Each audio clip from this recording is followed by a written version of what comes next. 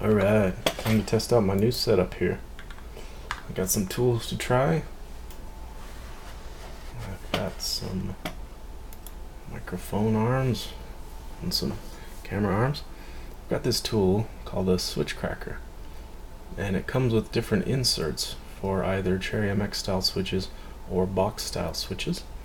And I'm going to be opening these switches, which are, I'm sorry, I should have said latch style switches.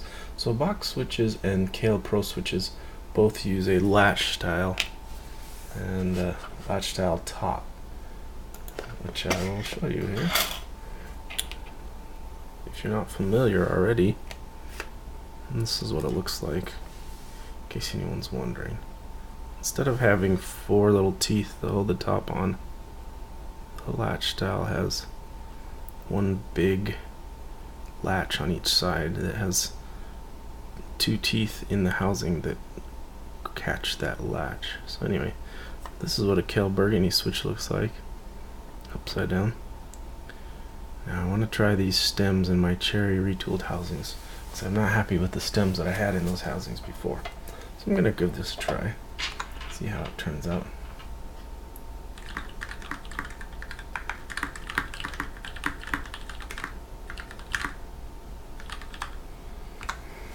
See if I can get some tunes going here.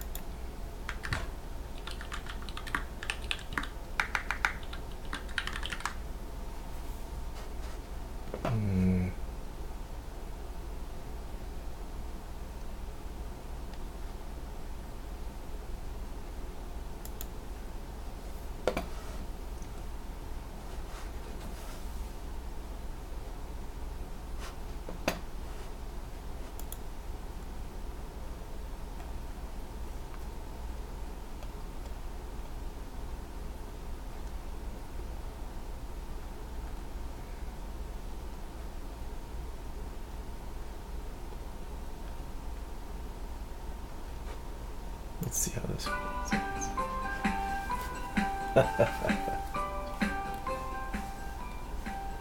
Okay, there's a little background music. I would enjoy that.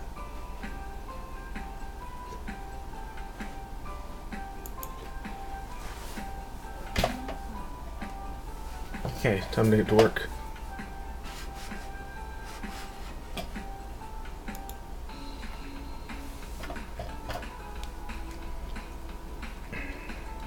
This goes in here. Switch goes in. Push down. Top pops off. And you do whatever it is you want to do with the pieces. I'm going to sort them into 4 little containers. Let's just get this party started.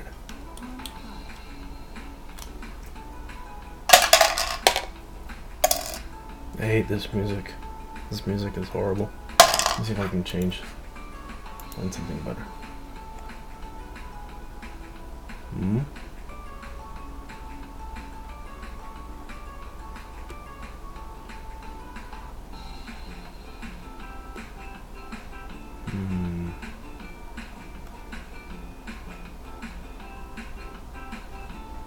Not seeing anything that sounds great here. Oh, this will work.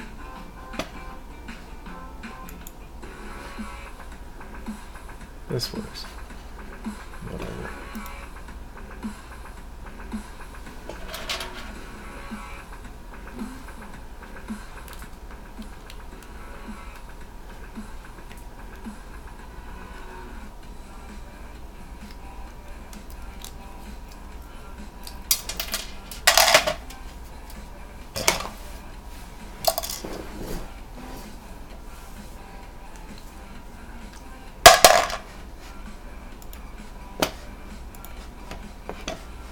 Ugh, I don't like this. Let's try something else.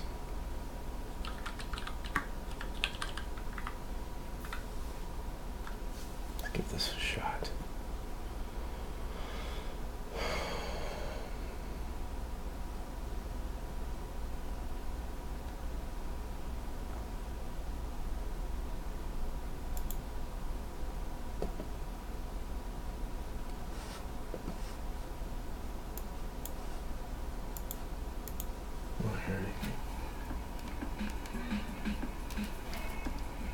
That's alright. It's a bit better, I guess.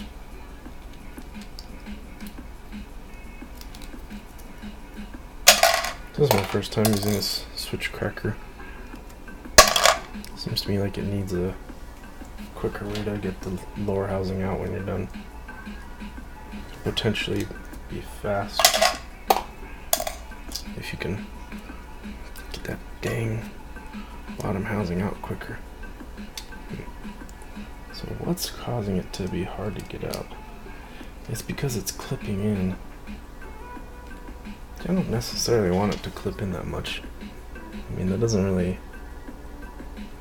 Clipping in securely doesn't really do anything for me. I'm gonna see if I can just kind of cut it a little bit so that it doesn't do that. So it pops out easier. My trusty razor blade. Wow, this plastic's kind of more durable than I expected. I might have to use something else.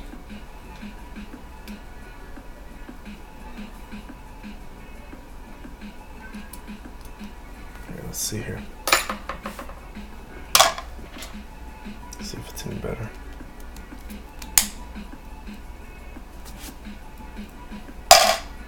Stem, spring. Yeah, that's already a little bit better. I'm gonna go at it with my... I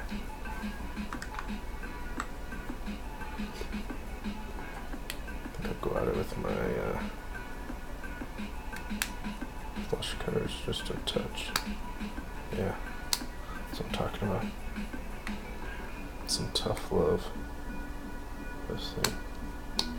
Sorry, this feature is not desirable for me. I'll undo it. Alright.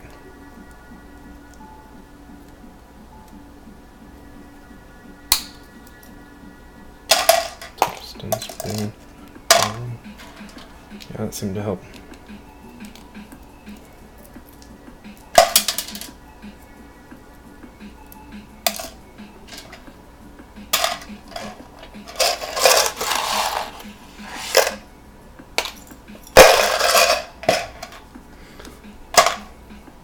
Now the housings I'm going to put these in were already being used before, so I had already lubed them. I'm going to save a lot of time not having to redo the lower housings.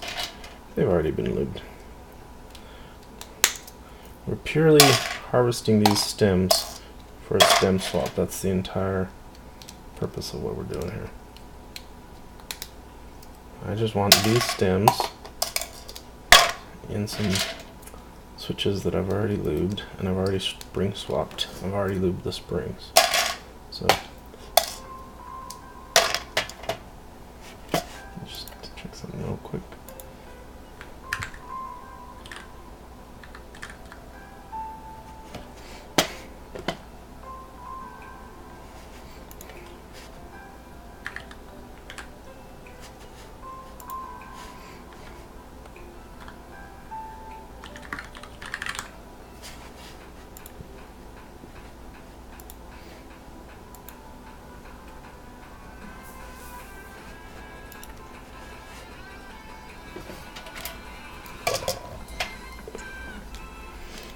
Seems like everybody's asleep.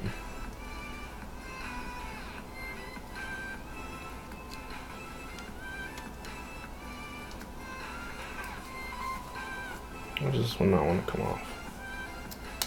Oh, there we go.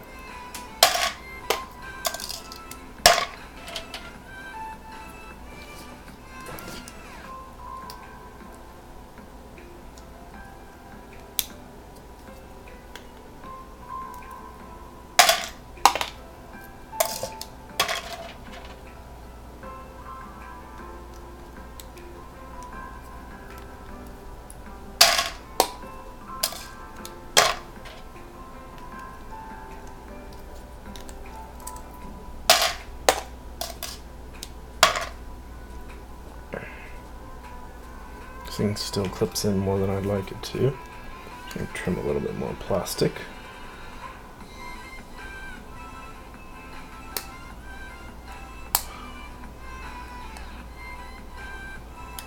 great tool though, even if it needs a little tweaking for my personal taste. Still a great tool.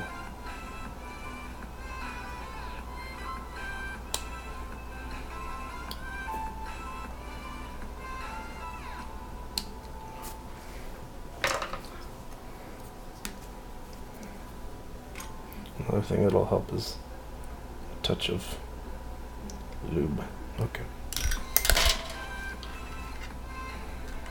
Alright, back to work. I'm gonna get this done so that I can try out this new lube that I've obtained from China. So I got me some lube. It's PFPE based. I don't remember what that stands for. Perfluoroethylene or something like that. But it's a PFPE based oil with a PTFE thickener, which makes it a grease. And probably some binders to keep it from separating. Mine didn't look like it had any separating anyway after shipping to me from China. So, if any of that sounds familiar to you, it should, because I'm basically describing Krytox. It's a general, very general formulation. PFPE base with PTFE powder. I find PTFE powder as both a thickener and to help reduce the friction more. So we all know that PTFE is very slippery, or as they would say in I guess Australia, very slippy. Something like that. I remember Bear Grylls saying something like that. So this switch tracker really gets the job done on these Kailh Pro housings, I gotta say. Man, this is saving me a ton of time. Saving my fingernails a lot of pain too. Actually, I figured out I can do it pretty quickly with my tweezers because they're sharp on the end. I can go like this.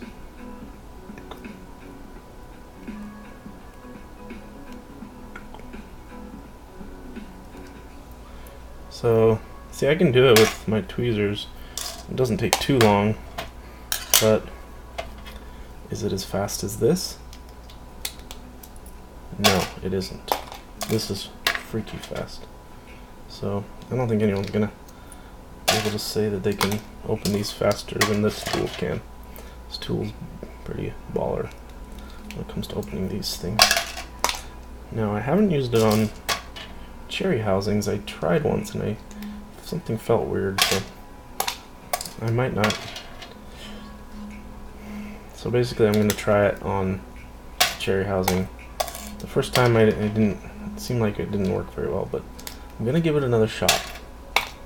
And if it works well, then I'm going to get another one. Because I do not want to have the hassle of changing the bits. It has little bits in it. Actually, what I'll probably do instead is, I know Huey, Man of Interest from Top Clack, I know he has a little metal tool that's holds in one of his hands for switch opening, and that one I think is, I'm not sure if it can do box or if it's just for MX, but he says it's really good for MX. He says it's real fast. So if he says it's good, it probably is. He's usually has a pretty good sense for these things. Usually has pretty good taste in his switch modding. You know, we both love stuff like this. You know, I was just talking to him yesterday, I think, about how he received his order of PTFE powder, but he also received some other moly powder. I forget what the full scientific name is, like molybdenum disulfide or something like that. But it's another powder that's supposed to be really good at reducing friction when you add it to oils.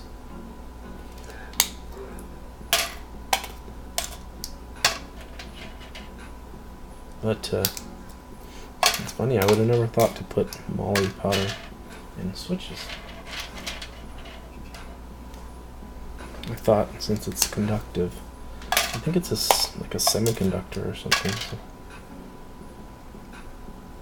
I thought it would interfere with the proper workings of the switch. But I'm not sure if it would, because ideally, well, let me think. I mean, I don't see that the stem parts that you're lubricating ever need to necessarily touch the smaller part of the leaf, the part of the leaf that doesn't touch the stem usually, the part of the leaf that doesn't slide against the stem. As long as you're not creating a conductive path between one part of the leaf and the other part of the leaf, so as long as you're not putting all this grease on, you're probably gonna create a conductive path to the leaf that does touch the stem. But as long as your conductive path doesn't also end up leading to this other part of the leaf, then I think you'd be okay. So that might be a little tricky. You might not be able to really thoroughly lube the housings as much as you normally would. Because like, if you look at this here, what do I do with that other? Oh yeah, this is just one. So if you look at this here,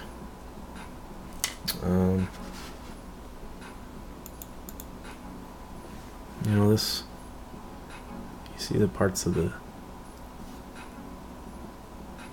different parts of the housing.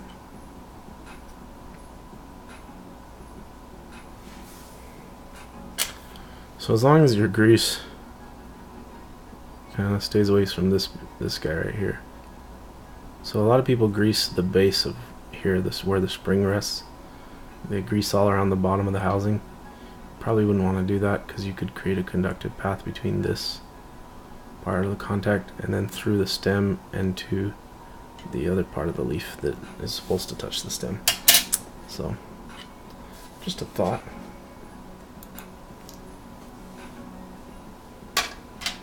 Still opening these, and we can get to the fun stuff. The fun and controversial stuff. Stuff that keeps people up at night in a cold sweat. Really scary stuff. We're gonna do in a minute here.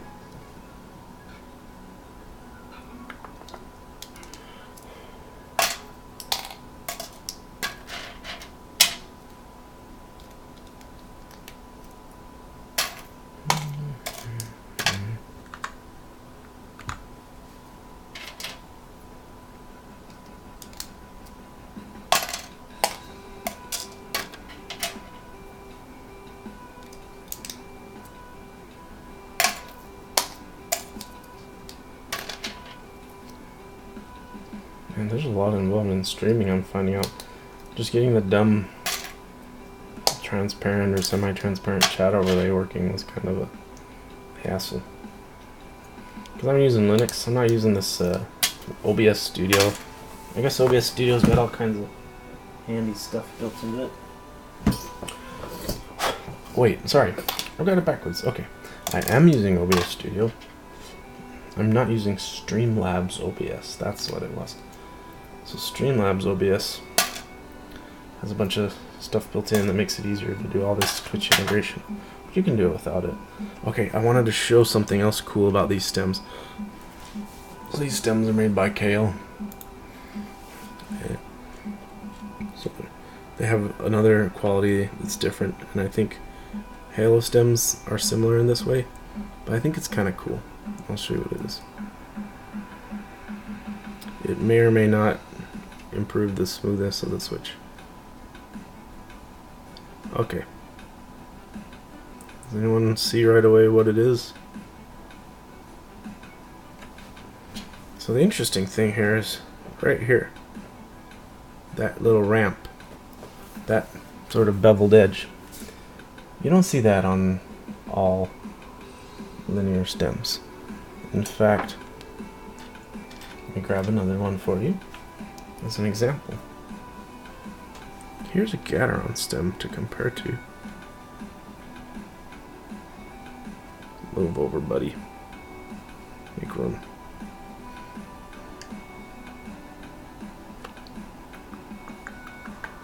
Yeah, see, so the Gateron stem, as you can see, it just has a squared off edge. So I have a feeling that when you press the key off center, this beveled edge might actually help reduce grinding sensations.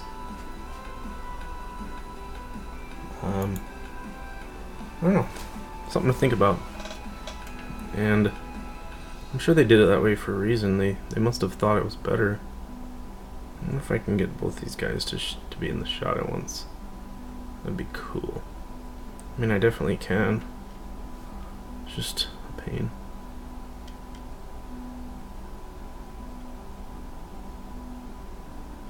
It's so colorful. I love how there's a lot of different colors with switches these days. Yeah, so I think it's kind of cool. Hopefully it translates into some kind of added smoothness in the switch.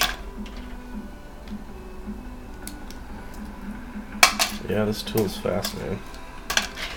Once I fix that little, what I would consider a design flaw, where the switch really clips in securely to the tool, you don't need it.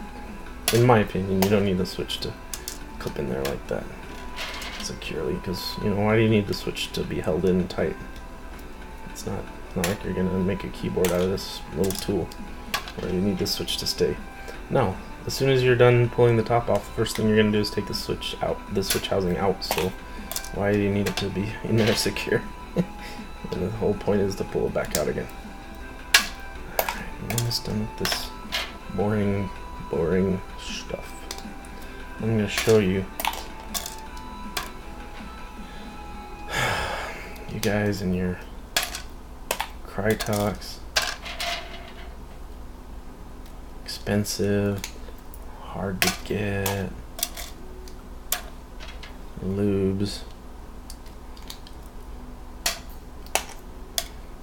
So it gives you a good reason, you know, the price alone and the small quantities that you buy it in give you plenty of reason to want to conserve it, right? I'm sick of that. I like to, for one thing, I like to use a lot of lube on some of my switches. I'm finding box switches, for example, do better with a heavier lube and a heavier coat of the lube. I like to use a lot of lube. I don't like to have a hard time getting a hold of the stuff, and I don't like to pay a lot for it. And as you probably know, I like to shake lube. So that's what I'm gonna do, and the way I'm gonna make it economical is I found this stuff. No, this isn't my new skincare regimen, whatever. This is actually, it's so white that you're not gonna be able to. My lighting setup's kind of crap right now, but this is like a cheap Chinese Krytox kind of thing.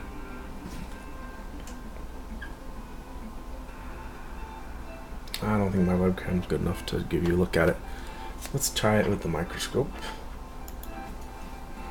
just so you can see just the general consistency of it and what we're dealing with here. It's greasy stuff, right? This is made out of PFPE with PTFE thickeners, like Krytox. You know, there's your China lube that I ordered. Here next to it is some Krytox. They're not exactly the same color, but they're pretty dang close. And I'm not confident that the Krytox, it might even be the same color. It's hard for me to tell. The Krytox works great, but does it work, 20 or 50 times better? No. And the price difference between genuine Krytox, or even if you buy something else like Tribosys or something, the price difference is huge between that and this China lube. So I'm going to try the China lube. And the way I'm going to use it is, I'm just going to take maybe 1.5 milliliters. It's hard to say, and I'm just going to smear it around the inside. Now I've already used this tub before with this same grease. I did this earlier on my nephew's stems for his box switches. It worked really well on there. There's already some residue. I think I'll put a little bit more in there because I got tons of this stuff.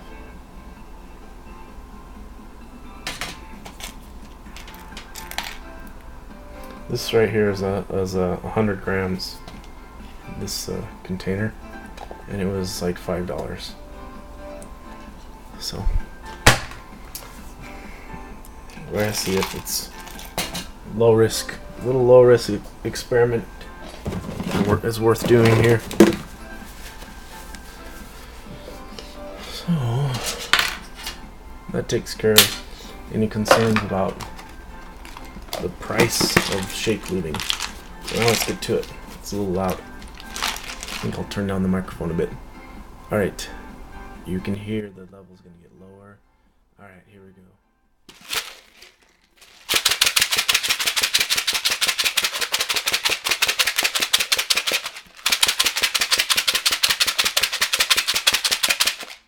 I'm actually turning it as I shake it with my hand. It's turning, just so you know.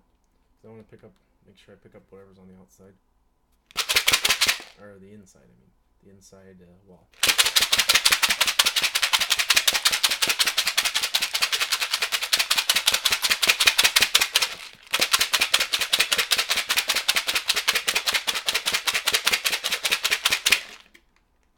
Now, a little known fact about shake lubing is that if you shake it really hard, really fast, the stems actually warm up from all the friction in there, bouncing around, hitting each other and stuff, and they get warmer, and that actually decreases the viscosity a little bit of the grease, and it seems like it helps it get in all the little nooks and crannies better. So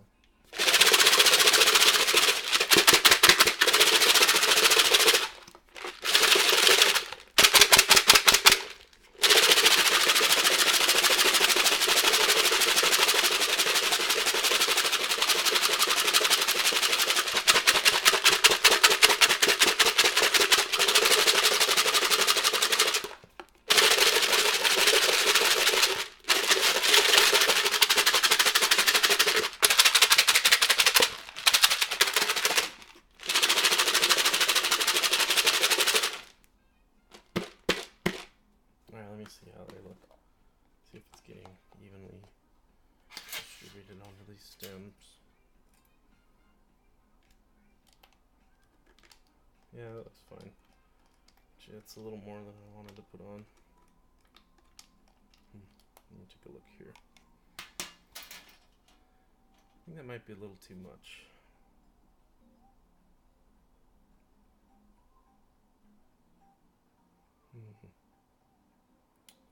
Well, is it really though? Let's look at it. Let's take a sample here.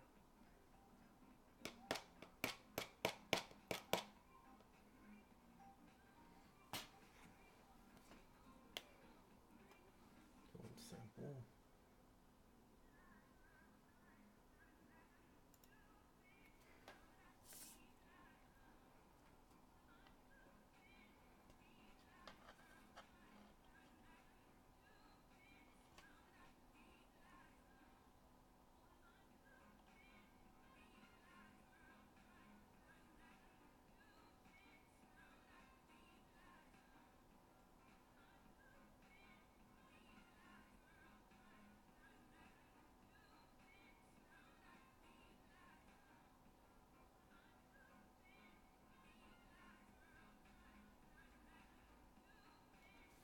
It's a little much. It's a little more than I wanted. So I'm actually gonna remove some. kind of a moment where you can see one of my techniques. Hang on. A little more.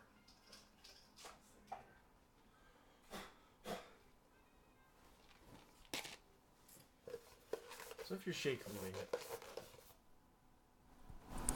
So if you're shake lubing, if you're tub lubing like this, and you put too much on, and you want to remove some,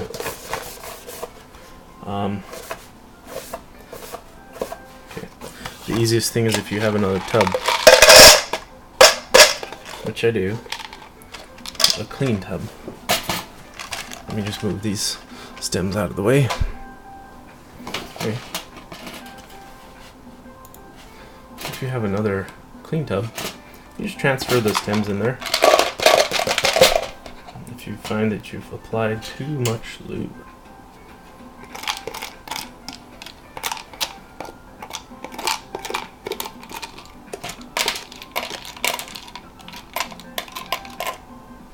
you can tone it down a bit by transferring them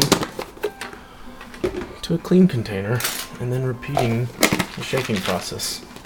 So some of the lube will be transferred to the walls and then it'll be redistributed amongst the stems, and you'll see that we'll see.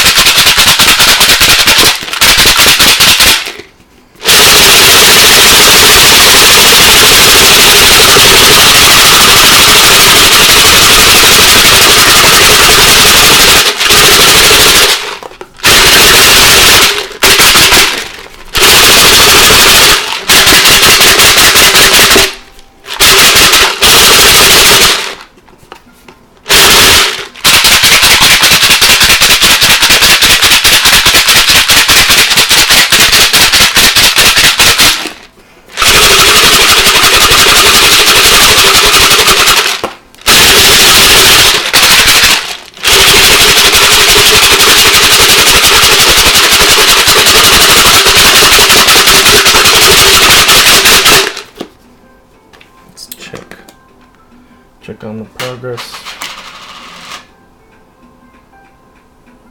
That looks a lot more reasonable to me. The coating is a lot better to me. I think it was too much before. Let's see. Let's take a look here. It's a little bit less.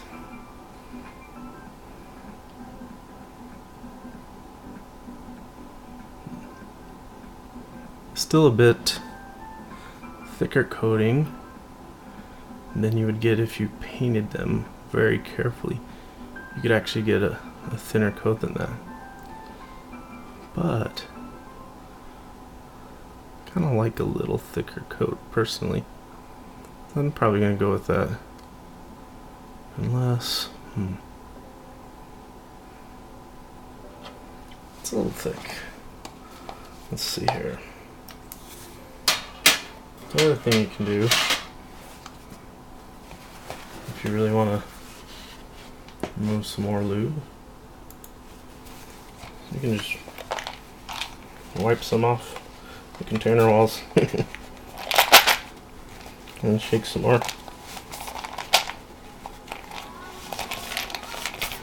This is really, I haven't done this very many times, so still kind of trial and error how to fine tune the amount that you want on the stems.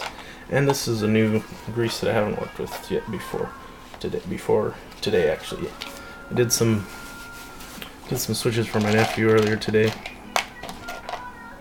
and they turned out really cool. But those are also box switches.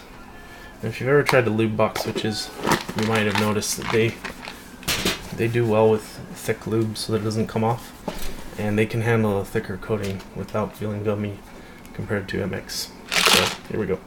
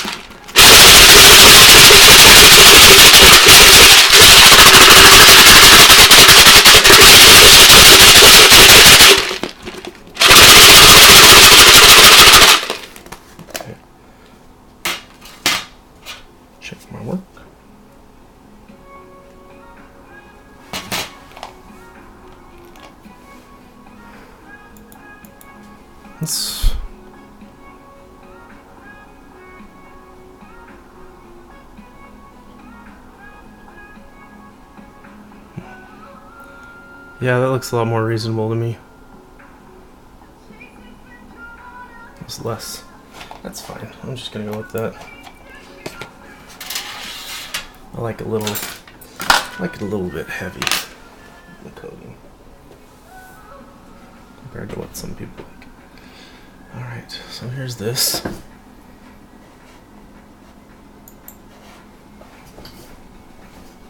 Here's that. Webcam's kind of in my way. Let's see if I can make it a little more convenient.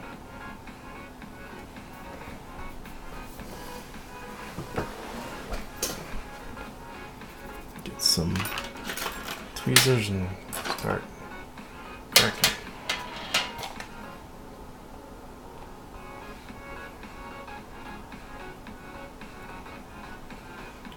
Wish I had a shortcut for this part. This part's quite tedious.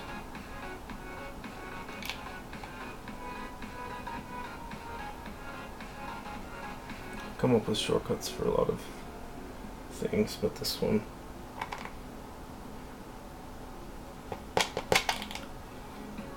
I don't have a shortcut for this one, for this part.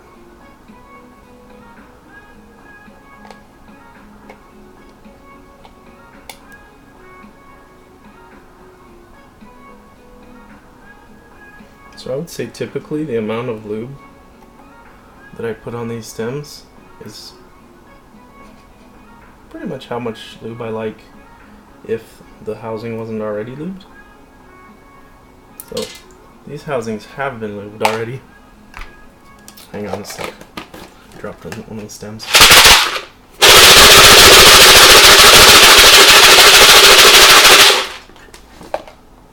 So yeah, I was gonna say, when the housings haven't been lubed separately on their own, I like to put a little more lube on the stems so that there's more available there to rub off onto the housings.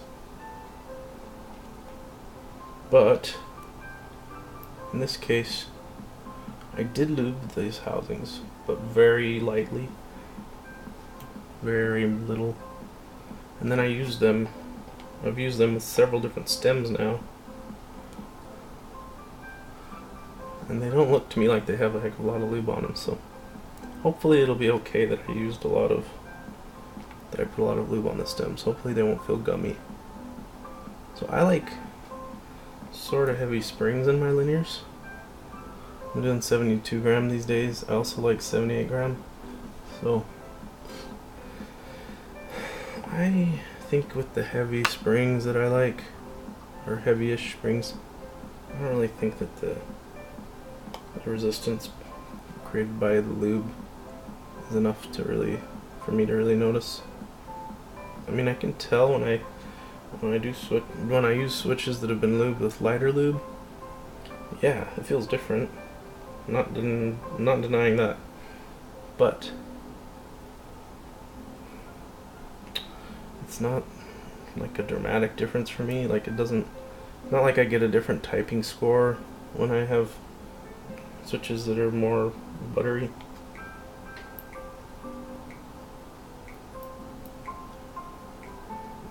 I suppose it's entirely possible though for that to happen if you really gummed them up really bad. Maybe like if the lube was super gummy, really sticky stuff.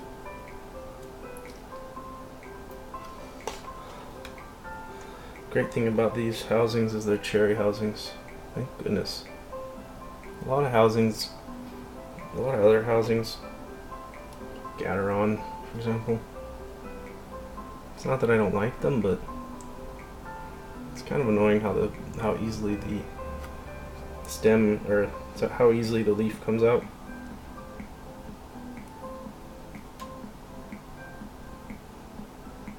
It can come out really easily.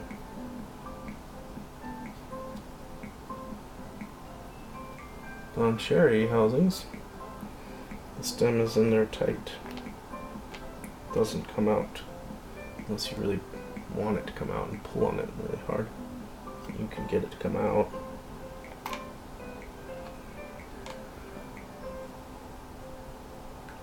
Oh, this is tedious, man.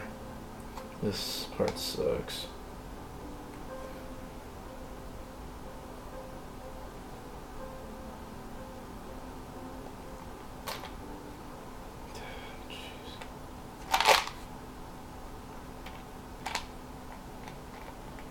About this time, through the process of, when I'm in the process of modding some switches and looping some switches, about when I get to this point is when I start asking myself, is this really worth it? This is kind of a pain. I'm not sure if this is even worth it. But I remember later the feeling will be worth it. That, because there is certainly a difference in how they feel. Can't deny that.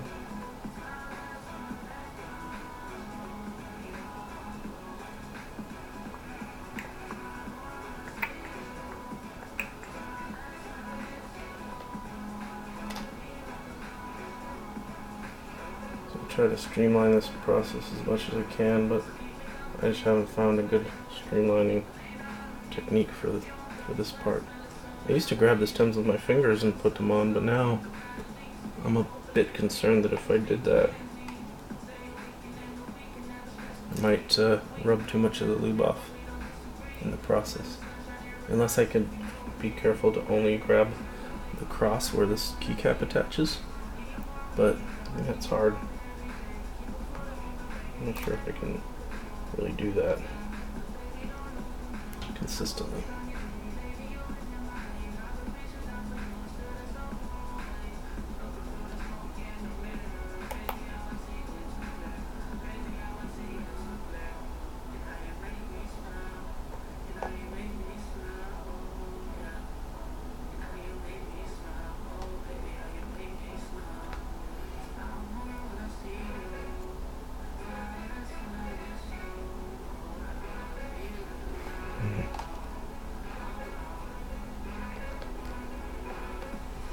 I'm making enough of these for TKL just in case I like them, because if I really like them, then I may use them in my KBD Fans 8X, maybe. I don't know. The Noloki's creams are coming in like November now. They're delayed a little from, I think that was gonna possibly be October if the first samples had been just perfect and no changes were needed, but there were changes needed. So back to the drawing board a little bit, and a few minor revisions. So now we're looking at sometime in November. I'll be getting my 8X, I think in October.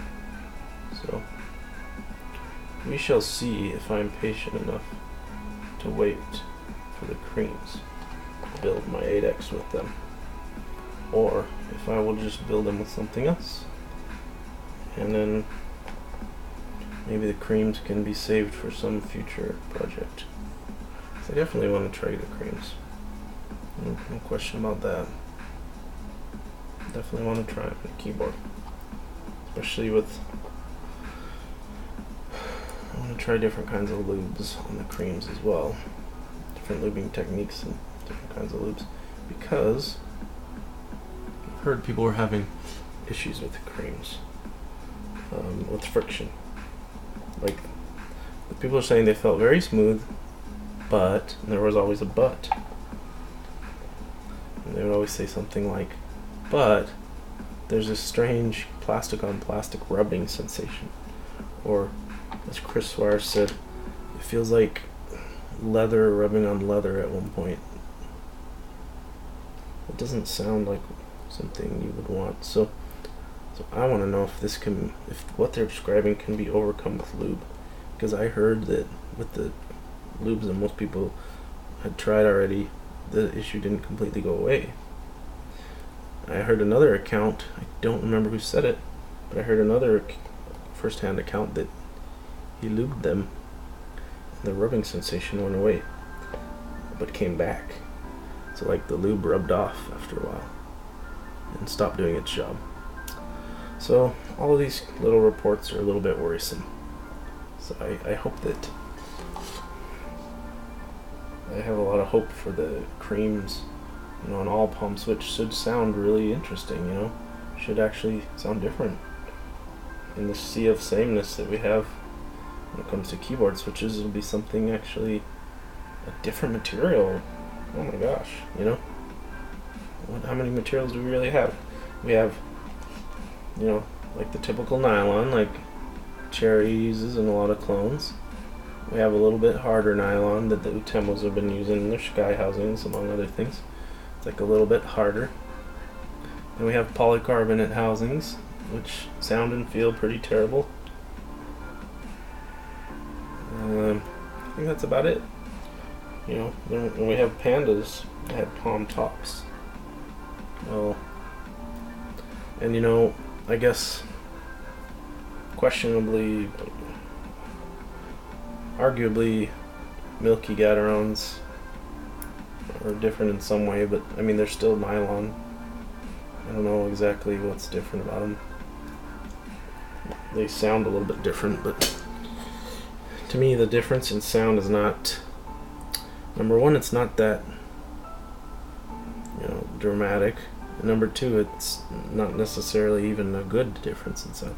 Like people are always like, oh, cool. Like I get that it's fun to have variety and it's fun to have something sound different. I totally get that, but I always hear people like, yeah, I got these tangerines and they have the milky tops on them and it makes it sound different. So I was like, okay, it does sound different. I listened to the typing tests.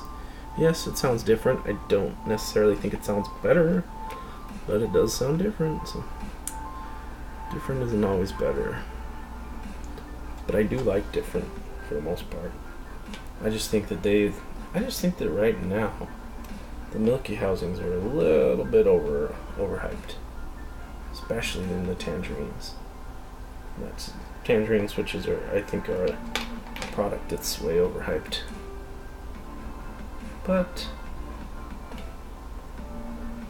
total personal preference, and people love them. Alright, I'm almost done with the really tedious part. We can get to the fun stuff here soon.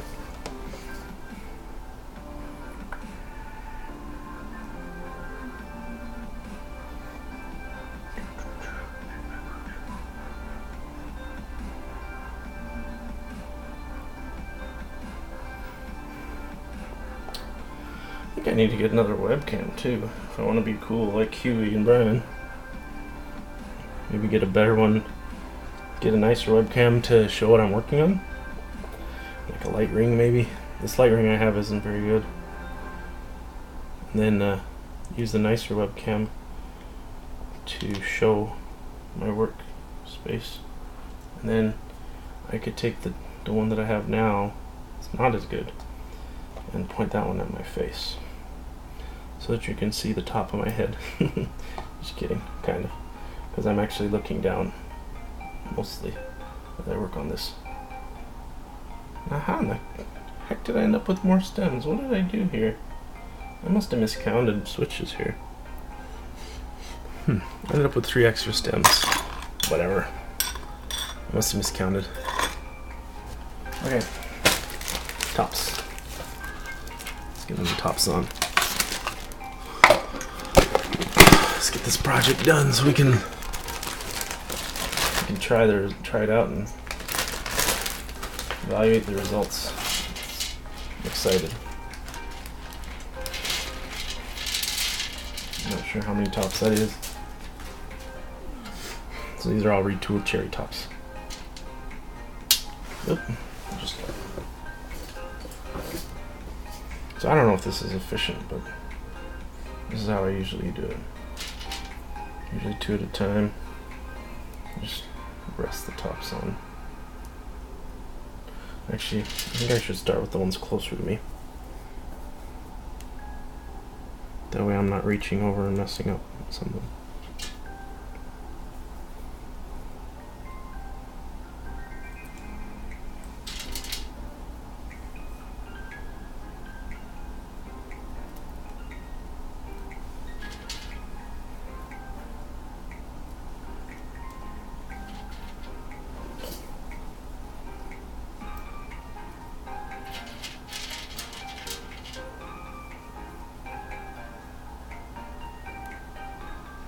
I wanted it to look really cool, I could put the sky tops on these.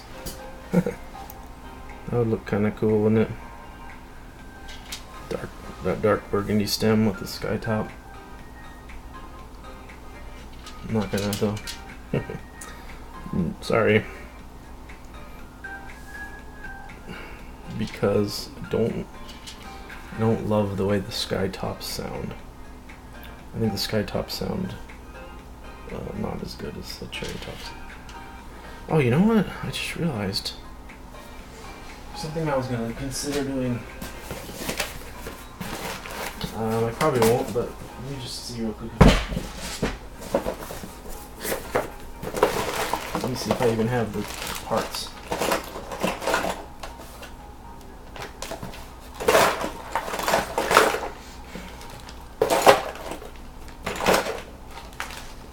I didn't even put the dang things. A million stabilizers here. What would I put?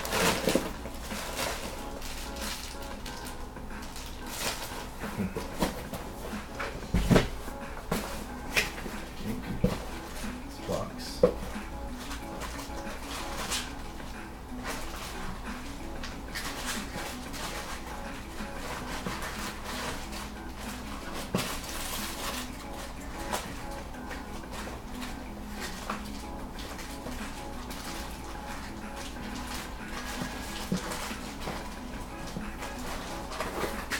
Over there. There's one box of switches. One second.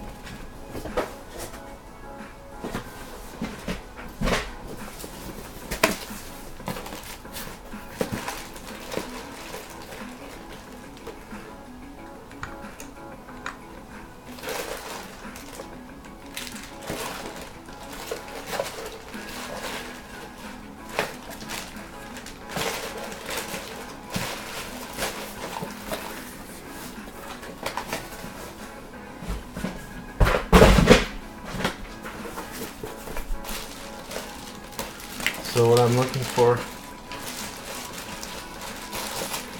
I was considering doing switch films.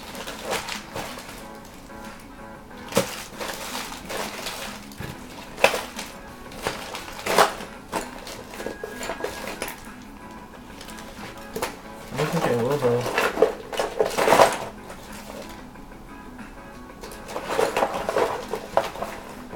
For one thing, because I can't find them. I don't remember where I put them. But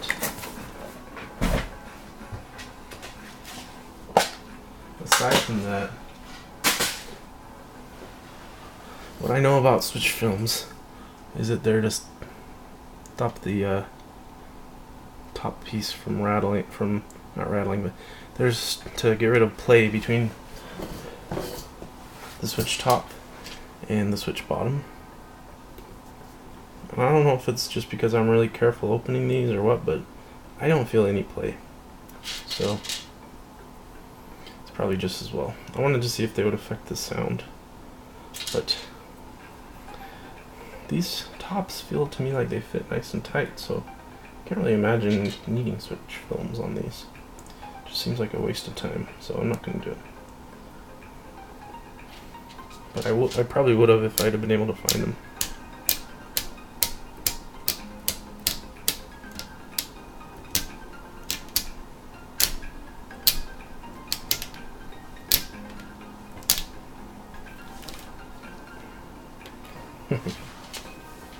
That's satisfying. So satisfying. You snap them in. You snap them in place. Feels good, man. I need to figure out how to do what Nathan Kim does, where his Twitch chat messages go away after a little while, after a few seconds. That's pretty cool. I wonder if that's a Streamlabs thing. Streamlabs OBS. See, I'm not on Windows, I'm on Linux, so I don't think they have a Streamlabs OBS for Linux. They might have like a beta or something. I'm gonna check it out. I'm gonna see what they've got, see if they have something good. This works okay for me for now. Doesn't have to be perfect. I don't stream very much anyway. Don't stream very often.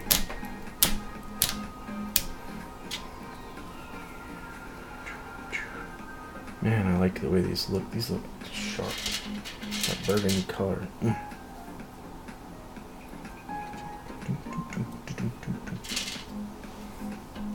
Oh, mercy.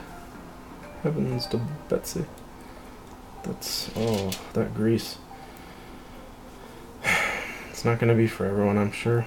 And, I mean, I'm probably not even going to tell people where I bought it, because I don't want to interfere with the keyboard lube market or anything like that.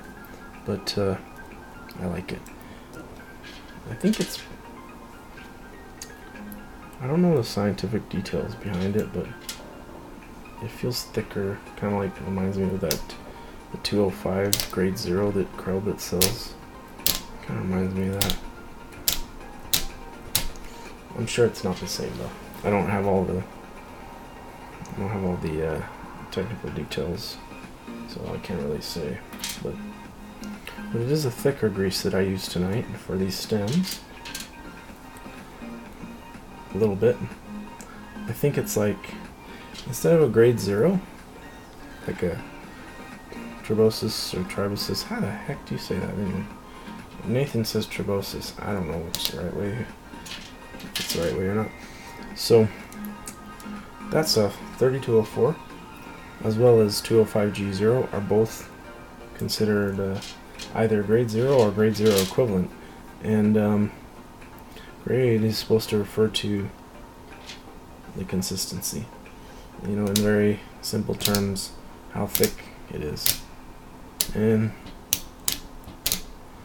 I think the stuff I used tonight, instead of being grade 0, it's like grade 2, I think, which is means it's 2 notches.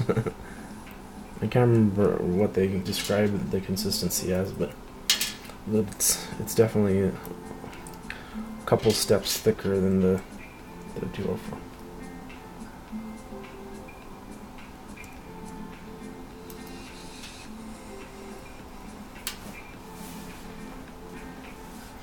I was afraid this was going to happen. I'm short one top, but I know where to get one.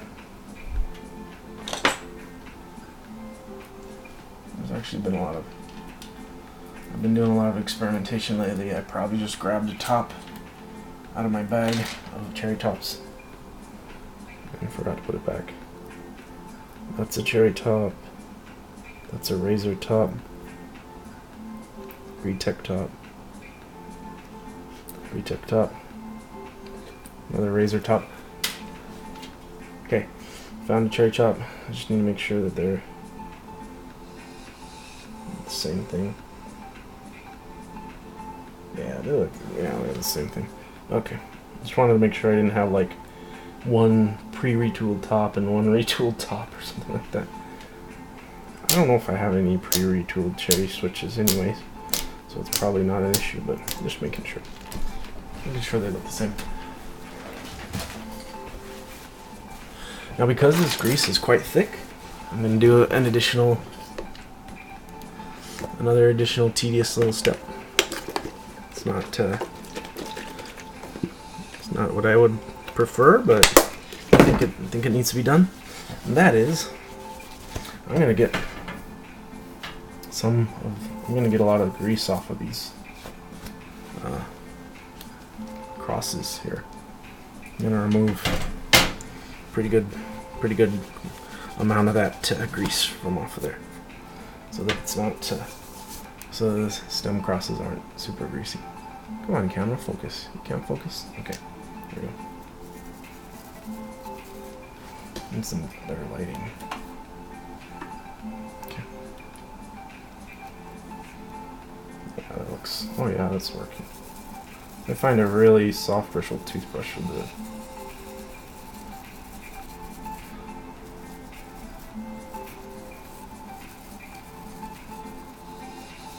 It doesn't get every little last bit, but it gets most of it. So you don't have just a really greasy cross.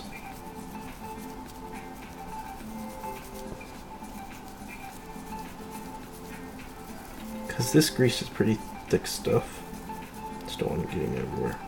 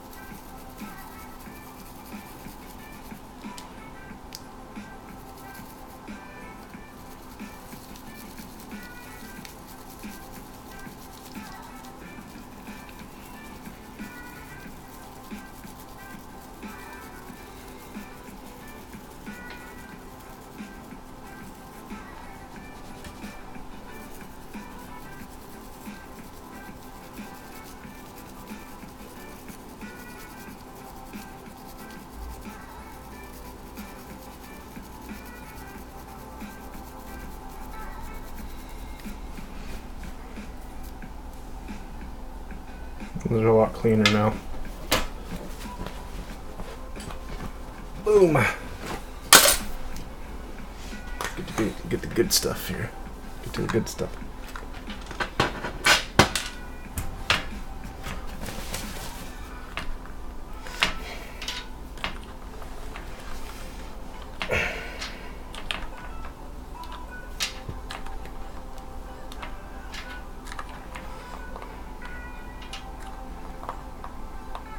Oh man.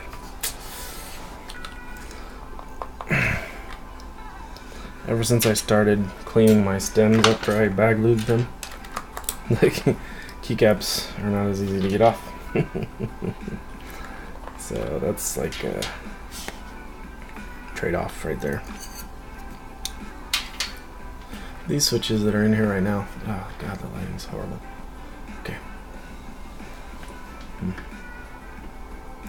This is so hard to get the lighting right. About this. About this. Anyway.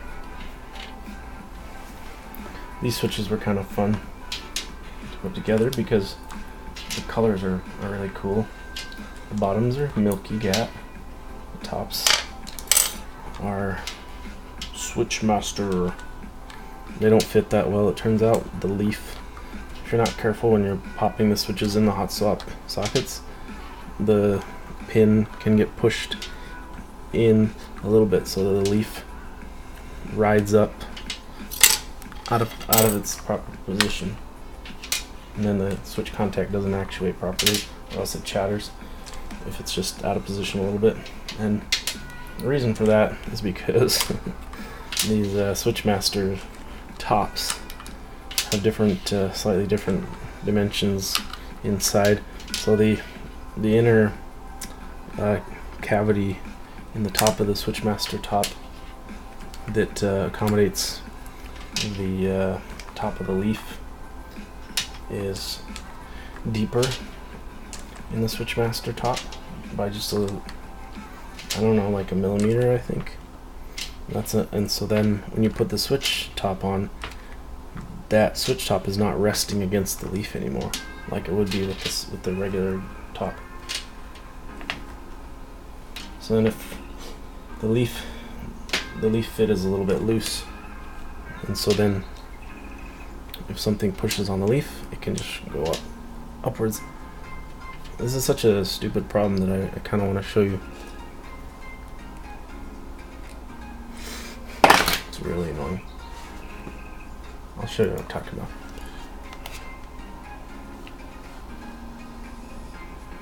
So here's that housing.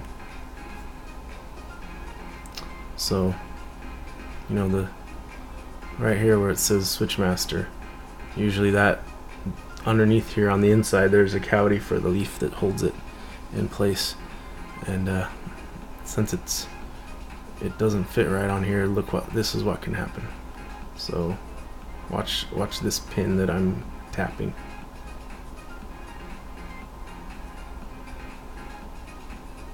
Actually, let me get something harder than my finger.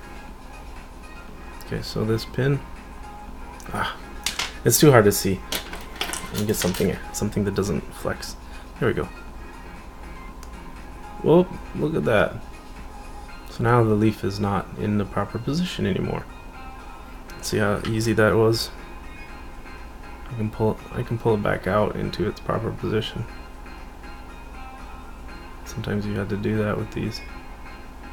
But anyway, I think the solution there is I'm not going to use these Switchmaster tops anymore on this particular Franken switch. Let's see. Okay.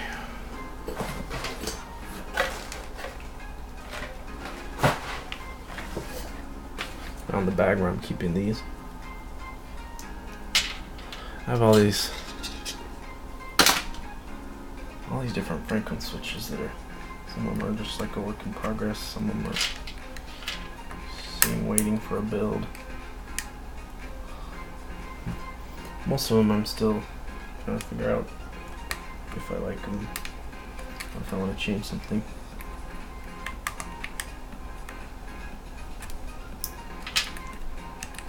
This top row's the hardest one on this keyboard to get the switches out of.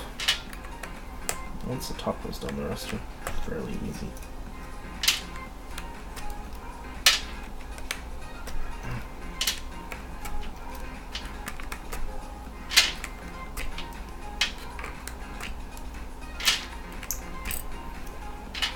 I really like the yellow, the black, yellow, and carbon fiber. That color scheme is really cool. So I'm very sad that this switch combination didn't turn out to be very good. So this combination of tops and bottoms and stems, basically a milky Gateron yellow with black tops that I got from Switchmaster switches. And actually the switch feels fine. It feels pretty good. It's nice. It's smooth. I like how it sounds.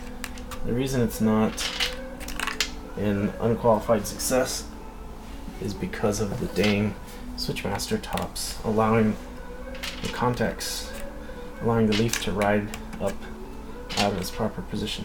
So I'm going to need to get like just some cherry tops or something, put some other tops on. Or I might just say heck with it and put the milky tops back on even. I don't know, I haven't decided yet. Or, you know, maybe who knows, maybe I'll put some of those Utemu type tops on there. I tried that already with some other switches. Didn't love it. It was a more clicky, tick, tick, tick, kind of clicky sound rather than the talk, talk, talk. So I think I and most people prefer the deeper tones, lower pitch kind of ups, down, you know, bottoming out and topping out. They prefer it to, most people prefer it to be deeper, to whatever degree that's possible. I mean, I've never heard any that were super deep, but unless the case is making it sound that way. But yeah, that seems to be what people like,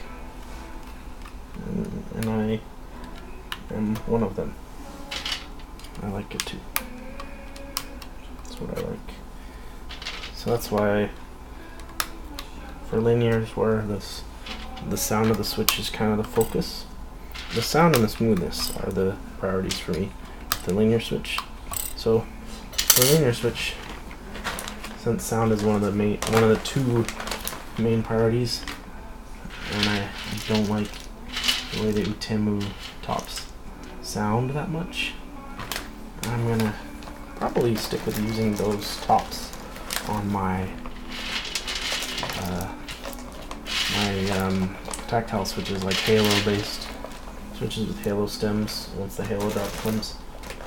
Because, I mean, most tactiles just kind of sound bad anyway, right? So here's those switches. I mean, those are such pretty looking switches. And it's like, instead of tangerines, they're like lemons or something. It's pretty cool. Alright, let's put this stuff aside and let's get cracking here.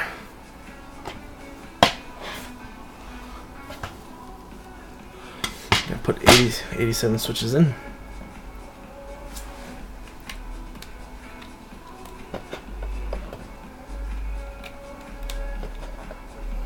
The hot swap really makes it easy though, doesn't it, to try things. Experimentation accelerated. That's what hot swap is. And it's not, you know, it's a tofu case. So it's not a terrible case. It's not an awesome, it's not like the best case. It's a still tray mount, which is not ideal for acoustics. But gosh, when you consider how quickly you can work with this kind of setup, this kind of hot swap setup, how quickly you can switch out your switches and try something new, and how easy it is then, because it's so easy to switch them out, how easy it is to compare lots of different kinds of switches under the same conditions, you know, in the same keyboard, see how they sound and how they stack up. I just think that's awesome. That's what I think is great. If nothing else, that alone would be enough to make hot swap worth having at least one in your possession. If you are interested in these kind of things, if you're interested in, you know, keyboard science and experimentation, and if this kind of stuff interests you, then yeah, I think it totally makes sense to have hot swaps in your collection. If this kind of thing doesn't interest you though, if you're content, and this is fine, if you're this person, it's totally fine, no judgment, it's personal preference, but if you're content with reading someone else's review and, oh, that sounds awesome, I heard that typing test and I love it, I'm gonna get that exact same setup or whatever, and so you just don't bother spending money on experimentation, just let other people do the experimentation and then see what looks best to you and buy that. That works too. And you don't really need, if you're like that, then you don't necessarily need hot swap, unless you don't know how to solder or just hate it.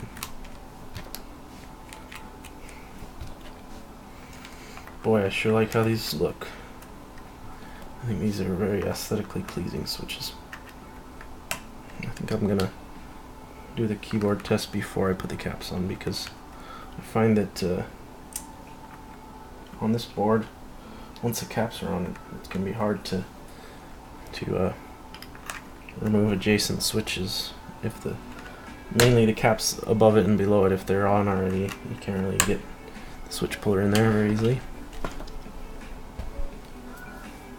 So let's right now verify whether the keys are all working.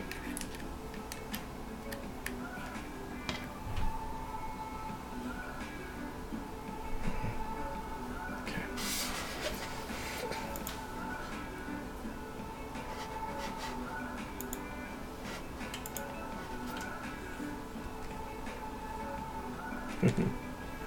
Keyboard tester. There it is. Okay.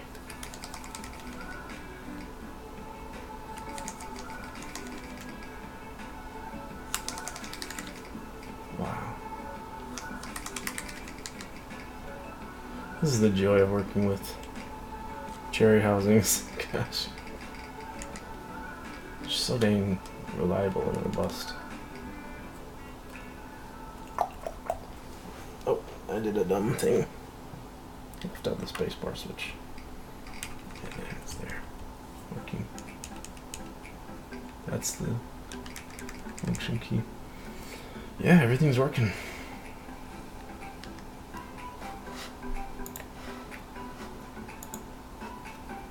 Alright. Let's do this. Man, why did I do this? I should have. Hang on 1 second. There. I don't know why I set that up. I don't know why I set the Twitch chat up the way I did all this time. I should have had it fully transparent.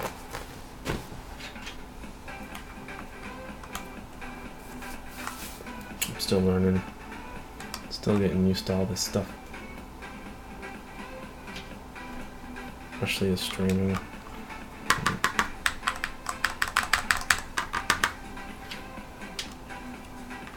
So my reason for wanting to try this particular combination is because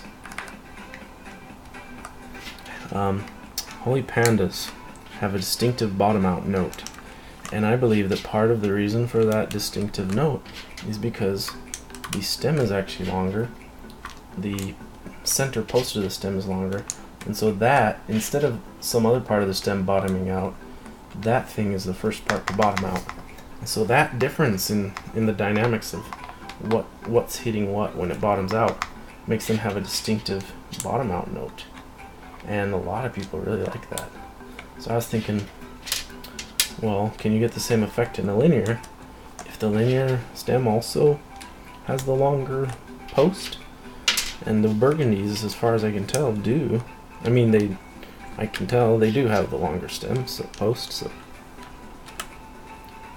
we can double check that, but I'm pretty sure. So for that reason, I think they will have kind of a distinctive sound compared to a lot of switches. And I like that, you know? I like having something that sticks out.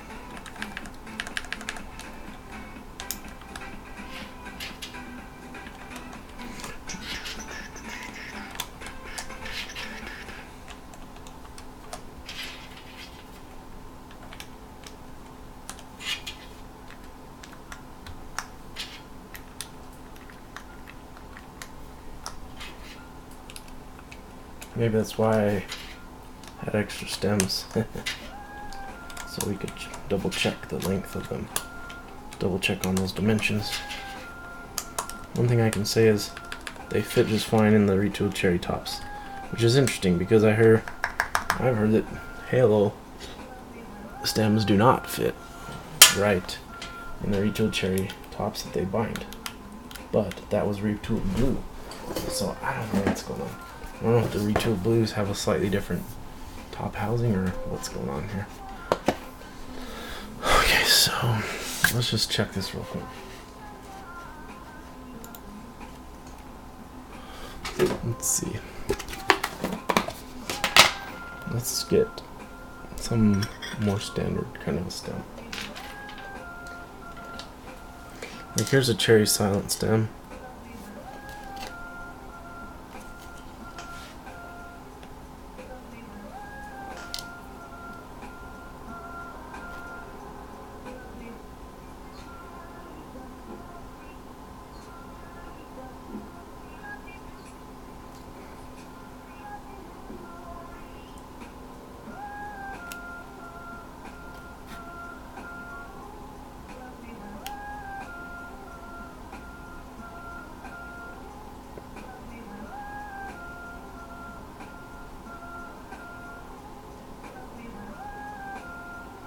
You see how The center post is quite a bit longer on the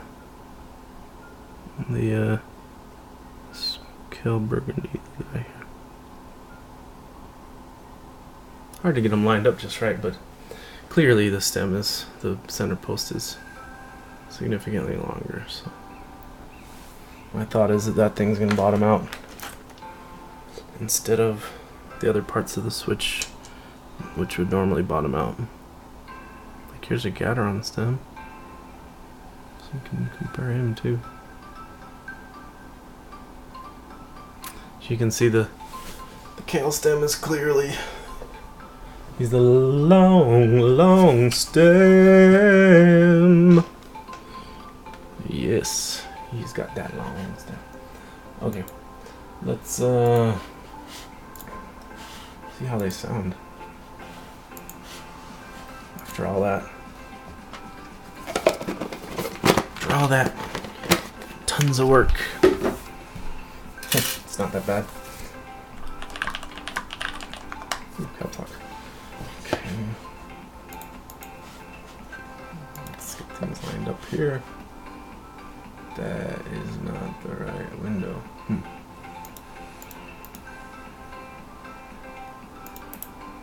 It's not the window.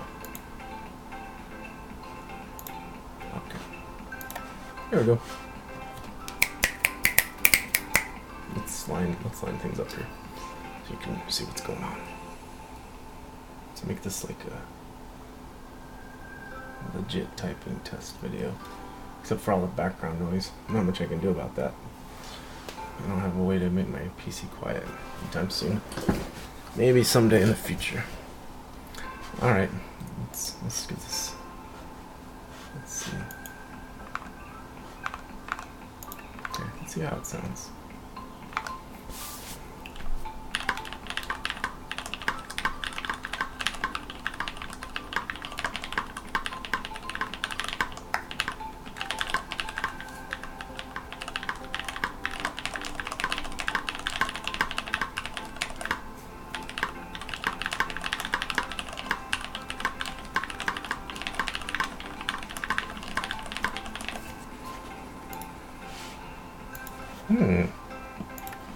It's pretty cool.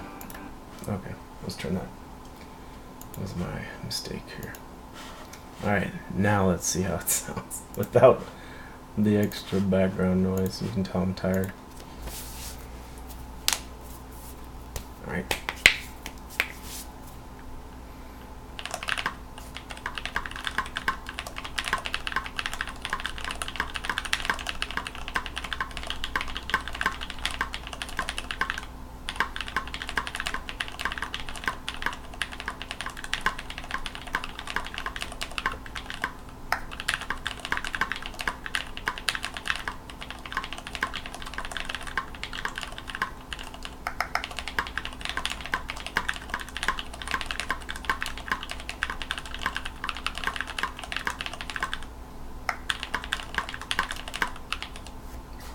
What happened?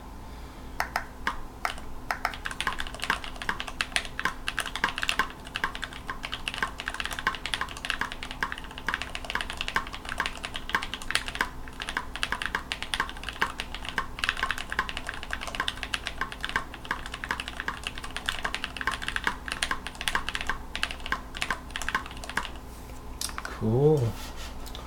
I think it's like a pretty good sound. Anyway, I like it. If you watched, then thank you for watching, and good night.